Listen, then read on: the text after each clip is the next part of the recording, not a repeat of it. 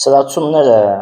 կողմնակի ազդեցություններից տարբերելու համար անհրաժեշտ է տարբերակել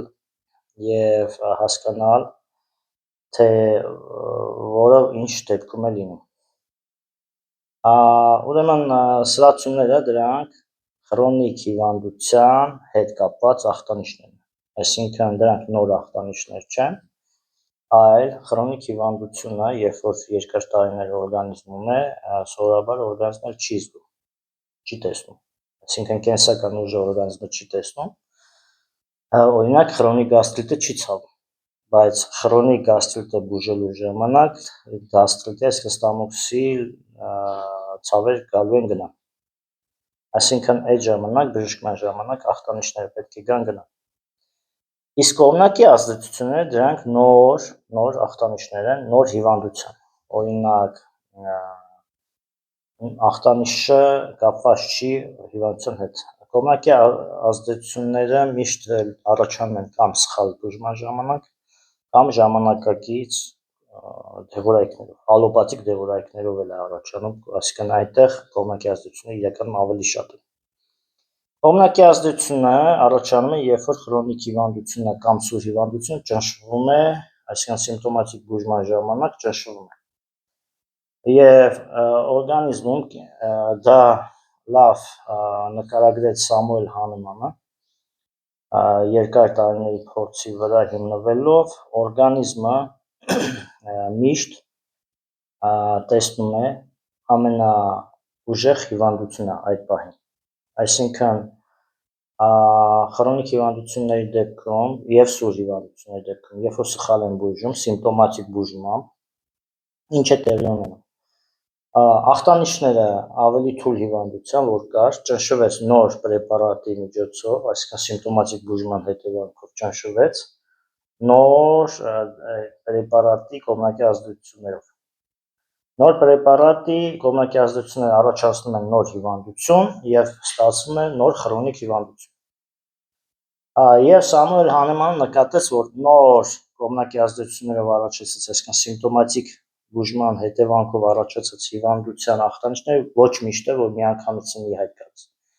այսինքն կարող են տարիների, ամիսների ընթացքում քիչ-քիչ առաջանալ։ Դրանից հետո, եթե խրոնիկ հիվանդությունը այս ավելի ուժեղ է, երկար տարիներ մնում է, նույն ձևի էլի Սամուել Հանեմանը նկատեց, որ այն նախքան այդ սիմպտոմատիկ բուժումը հիվանդություն կար, դրա ախտանիշները սկսում են ձուլվել այս ուժեղ հիվանդության հետ։ Եվ իրականում հիվանդությունը ավելի դժվար է արդեն ճանաչվում, ախտանիշները խառնվում են։ Եվ ճիշտ բժշկման ժամանակ դա և Հանեմանը նկատեց, և Կոնստանտին Գերինգը, դա կոչվում է նաև Կոնստանտին Գերինգի օրենք, ճիշտ բժշկման ժամանակ ախտանիշները խրոնիկ հիվանդություն, այսինքն հիվանդությունները հետընթաց են բացվում, այսինքն նոր սիմպտոմատիկ բուժմամբ կամ սխալ բուժմամբ առաջացած հիվանդությունը, երբ որ դուրս է գալիս, նորից գալիս են ամենահին, ասենք 10 տարի առաջվա հիվանդությունը, որը ճնշվել էր։ Դրա ախտանիշներն են գալիս, նորից դա բուժվում է և հետընթաց ձևով բացվում է, մինչև հասնում են բնական հիվանդությանը տվյալ պացիենտի մոտ։ Եվ այդ հետընթաց ախտանիշները, որպես կանոն, դրանք սրացումներն են, այսինքն օրգանիզմը նորից հինը տեսնում է, նորից արձագանքում է, եթե օրգանիզմը չտեսավ, այսինքն չզգաց, արձագանք չի լինելու օրգանիզմի կողմից, և դա նշանակում է, որ այդ օրգանիզմը հանձնվել է կամ չի տեսնում։ Մեխանիզմները, կենսական ուժը մարդու մեջ, որը Աստված այդպես է ստեղծել, այսինքն կենսական ուժի գործունեությունը կախված չի ոչ մարդու կամքից, ոչ էլ արտաքին ազդեցությունները կարող են կենսական ուժի գործը բարելավել, նկատի ունեմ սիմպտոմատիկ ձևով։ Կենսական ուժին պետք է ուղղակի օգնել, որպեսզի այն ինքնավերականգնման պրոցեսները միացնելով հիվանդությունից դուրս հանի օրգանիզմը։ Եվ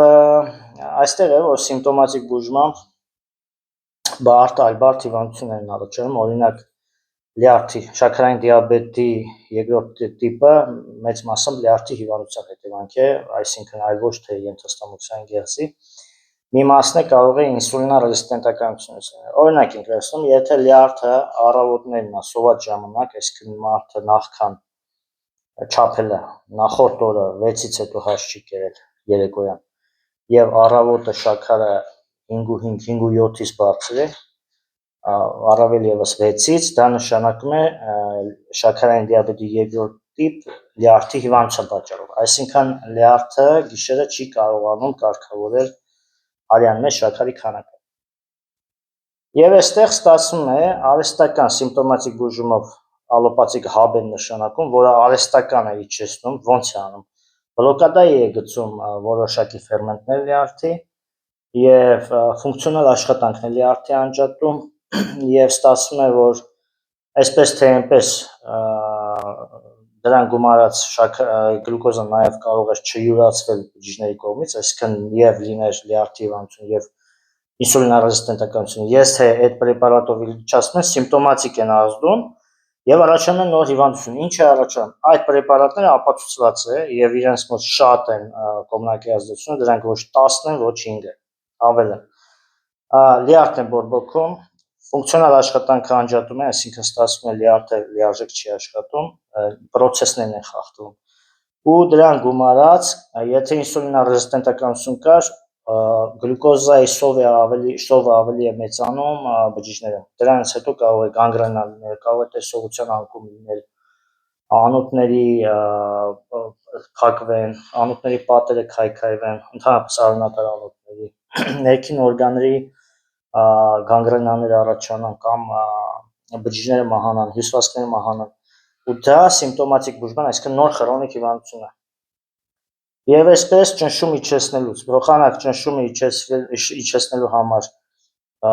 տեսորաբար բարձր ճնշումը, եթե խրոնիկ հիպերտոնիա է,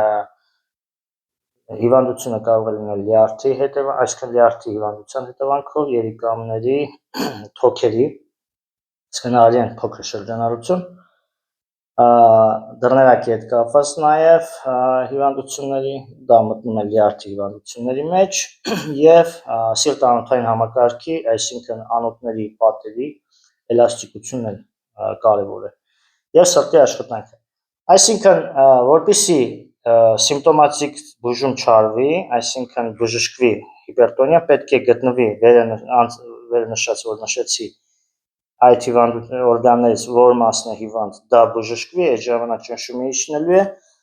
դրա փոխարեն ճնշում իջեցնող հաբ են տալիս, ինչ է առաջացնում։ Դրանք ապացուցված է բորբոքում են, դրանց տեսակները շատ են, բայց մեծ մասը ոնց են աշխատում։ Իրենք բորբոքում են երիկամների աշխատանքը, որովհետև երիկամների աշխատանքը արհեստականորեն ավելի են ակտիվացնում, հյուսվածքները չեն հանգստանում։ Եվ բորբոքում է լյարդը, այսինքն նոր հիվանդություն է առաջանում, դրանից հետո կարող է շաքարային դիաբետ առաջանալ։ Խրոնիկ հիպերտոնիան բուժելուց շաքարային դիաբետ։ Հետո շաքարային դիաբետը բուժելուց նորից խրոնիկ հիպերտոնիայի ախտանիշները պետք է գնան։ Նույն ձևի այտուսները, եթե այտուսներ է եղել կալիումական, ընդհանրապես կալիումի յուրացման եւ նատրիումի յուրացման պատճառով, այսինքն անկում ա եղել այդ, եթե կալիում կամ նատրիում ու որպես կանոն այդպիսի մարդիկ այտուցներ ունեն եւ կարող է հիպերտոնիա լինել, այսինքն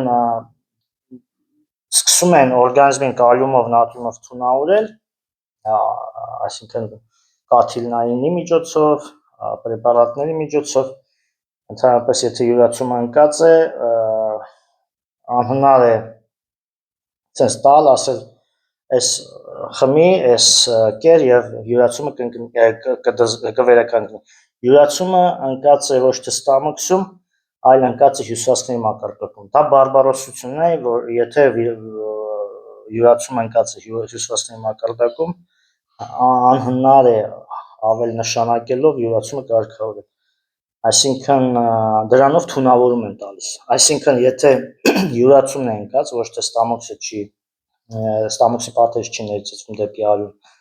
այլ արյունից չի վերցվում տվյալ միներալը կամ իոնը, դա նշանակում է, որ ավել տալով հավելյալ դրսից թունավորվում է օրգանիզմը եւ յուրացումը ավելի է ընկնում։ Եվ այսպես այտուսները, երբ որ օրինակ նատրիումի կամ կալիումի յուրացումը ընկած է մարդու մոտ, այտուսներ են լինում, կարող են ոտքերին այտուս լինել, դեմքին, ձեռքերին, հոդերին, ավել երբ որ նորից օրգանիզմի թունավորման միջոցով ավել էլի կալիում կամ նատրիում են գցնում տարբեր աղերի տեսքով, այտուցը կարող է անցնել, բայց խրոնիկ հիպերտոնիան ավելի շատ նա երիկամների հիվանդություն առաջանա եւ այլն, այսինքն նոր խրոնիկ հիվանդություն։ Երբ որ նորից այդ խրոնիկ հիվանդությունը վերականգնում է, նորից հետընթաց այտուցները գալու են ու գնան։ Այսինքն ճիշտ բուժման ժամանակ միշտ նախ սխալ բուժման հետևանքը պիտի հանվի, այսինքն սխալ բուժումից առաջանում է նոր հիվանդություն, դա է դուրս գալիս եւ հետընթաց սրացում է լինում, այսինքն հին ախտանիշներն են գալիս դրանից առաջ եղած հիվանդության, դա էլ բուժելուց նոր դուրս է գալիս այդ ախտանիշները։ Միակ ձևը տարբերակը բժշկելու խրոնիկ հիվանդությունները այսպիսին է, դա կոչվում է Կոնստանտին Գերինգի օրենք եւ Գերինգը ինքը ժամանակին դա շատ լավ նկատեց եւ շատ հանրահայտ փորձառու բժիշկներ այս կերպ են աշխատում։ Եթե բժիշկը սիմպտոմատիկ ձևով է աշխատում, դա բուժում չի։ Եվ սիմպտոմատիկ բուժումից պետք է փախչել։ Սիմպտոմատիկ բուժումը նոր կողմնակի ազդեցություն է, նոր հիվանդություն։ Իսկ բժշկումը մեծ մասամբ սրացումներով է լինում, բայց լինում է, եթե խրոնիկ հիվանդությունը նոր է կամ թույլ է, սրացումը թույլ է լինում։ Եվ նաև նշեմ, որ ժառանգական հիվանդությունների դեպքում էլ կարող են սրացումներ լինել, օրինակ ալկոհոլը այդպեսի ախտորոշում կա, ալկոհոլիկ հոր, այսինքն ալկոհոլային խմիչքներ օգտագործող, հարբեցող հորից եկած լյարդ։ Հարբեցող հորից որպես կանոն լյարդը, հարբեցողի լյարդը ժառանգում զավակը։ Եվ քանի որ լյարդը ինքը իրենով չի ցավում, այսինքն ռեցեպտորները չկան այնտեղ, ցավային կան միայն դեղացորաներում, կապսուլայի հետ կապված կարող են զգալ պացիենտը, բայց լյարդի հենց մեջը բջիջները չզգան։ Այդ երեխան ծնվում է ալկոհոլային ճարպակալումով լյարդով։ Շատ են այդպիսիները, եթե հարբեցող է հայրը, մեծ մասամբ երեխան ծնվում է հարբեցողի լյարդով։ Եվ այդ երեխան չի զգում, բայց ուրիշ ախտանիշներ են լինում, այսինքն գլուխը մեծ, մկանները չեն զարգանում, վիտամին D-ի յուրացման անկում, այսինքն ռախիտիզմ առաջանում, այսինքն ոսկորները անհամբաչափ են զարգանում։ Այդ երեխայինը եթե բուժվի, իսկապես բժշկվի, գտնվեց պատճառը լյարդում, ինքը կարող է բժշկման ընթացքում նորից սրացում ունենա, աճուսը մի պահ ցավը անցնի, թիակը աճ ցավը անցնի։ Այդ դեպքում էլ է լինում, այսինքն խրոնիկ հիվանդությունների դեպքում, եւ սրացումը դա ճիշտ ոնց որ ապացույց է, որ ուղղությունը ճիշտ է վերցված, իսկ կողմնակի ազդեցությունը ապացույց է, որ բուժումը սխալ է ընթանում։ Առողջ եղեք։